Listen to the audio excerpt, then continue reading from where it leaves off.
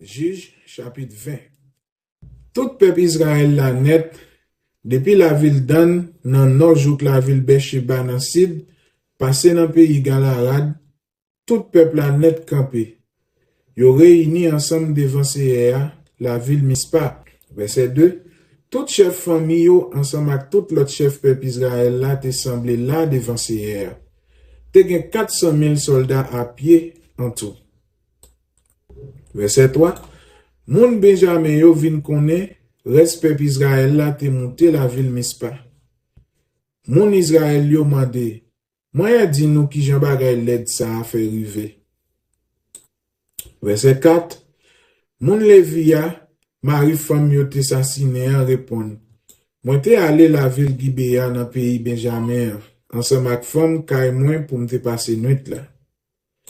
Mais c'est la ville Gibea yo te sorti pour vin prendre dans mi-temps la nuit là, yo sene kay kote mte ya. Yo te vle touyem, yo fait kadejak sou femme kay moi et puis li mouri. Verset 6. Moi prend cadavre là, moi couper l'en morceaux et puis moi voyer morceaux yo tout partout dans pays Israël là parce que moun Benjamin yo te fait un vieux bagay de respectant, yon mauvais bagay dans mi-temps peuple Israël là. Verset 7.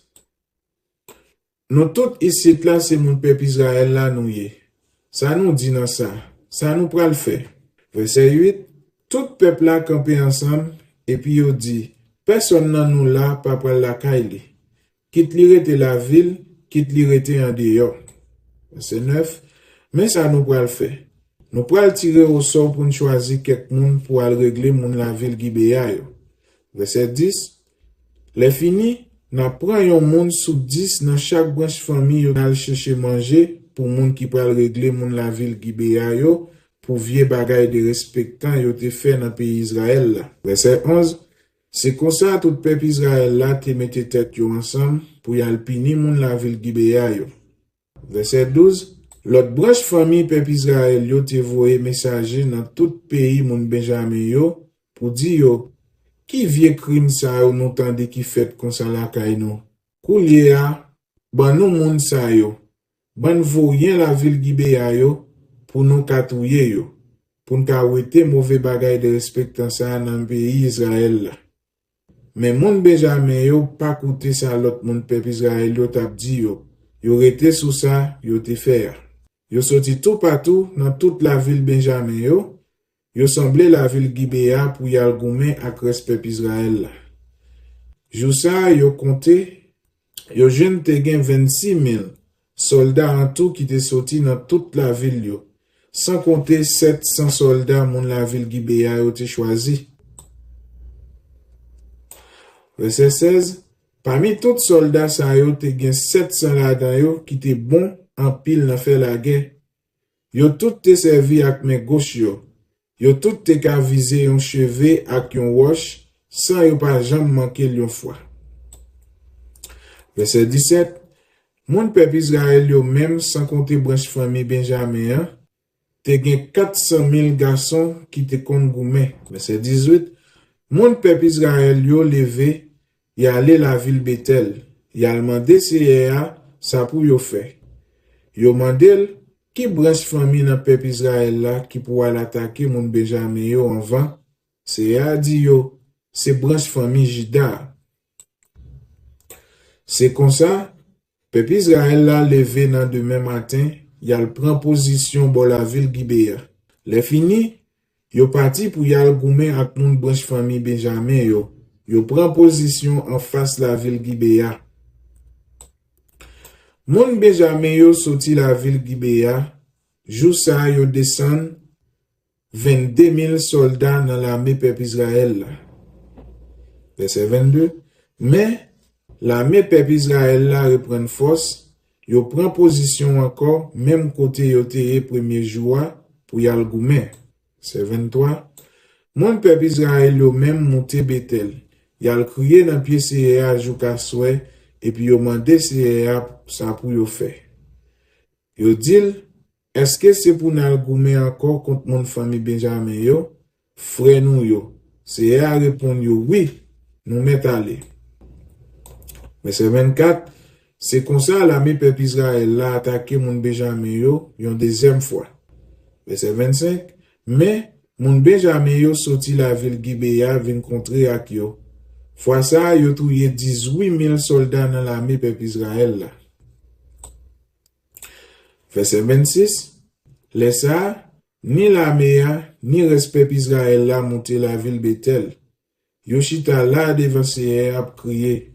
Jou ça, yo rete sans manger jusqu'à souhait.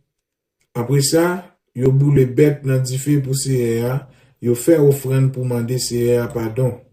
Les fini, yo mandé Seher encore ça pour yo fait.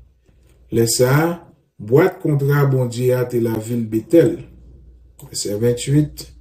C'est Phinéas, petit garçon Eliazar, petit Aaron qui était responsable pour faire service devant boîte contrat. Yo dit Seher, est-ce que c'est pour nous goumer encore contre mon Benjamin yo, frère nous yo, ou sinon, est-ce que c'est pour nous rester sous ça nous faire? Seher répond yo, nous mettons al goumer, parce que demain m'a plagué yo nan men nous. Verset 29. Mon Israël yo mette quelques soldats cachés tout partout dans la ville Gibea. Après ça, sous troisième jour, yo monté al goumen acclamé mon Benjamin yo. Yo prend position encore devant la ville Gibea, Jean yo te fait avant. Verset 31. Mon Benjamin yo sorti vin contrer acclamé. Yo quitté la ville là bien loin derrière yo, tant que l'autre fois yo. Yo commencé descendre garçon dans la mer, yo touye 30 soldats comme ça. Ni sous route qui montait la ville Bethel là, ni sous route qui menait la ville Gibea par monde. Verset 32.